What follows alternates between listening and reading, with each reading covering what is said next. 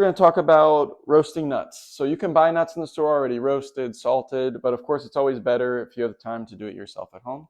So you want to be buying raw nuts, unroasted, unsalted, that's it. There should be nothing else in the ingredient list other than walnuts. So that's what we're doing today. We have walnuts, halves and pieces.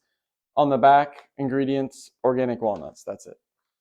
So what you want to start with is you're going to get a nice sheet pan, parchment paper. You're going to lay them out with some nice space in between. And you're going to roast those slowly. Best to go slowly at around 325.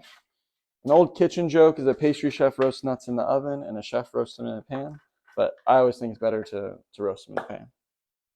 And why were we doing walnuts today? So walnuts, there's so many good nuts out there with healthy fats and unsaturated fats in there, but specifically walnuts have a really high percentage, the highest of any nut, of omega-3 fatty acids, specifically linolenic fatty acids, which help reduce inflammation, which can then have a positive impact on reducing the risk of heart disease and so many different other ailments and chronic diseases in the body. So once you have them all spaced out there, you're going to go ahead and pop those in the oven and just keep an eye on them. You're going to want to mix them a little bit every couple minutes. You want to get even color. You don't want the bottom to be burned and the top to be not roasted enough. So we're going to pop those in. After about 10 minutes, we're going to give them a check and see how the color is coming along.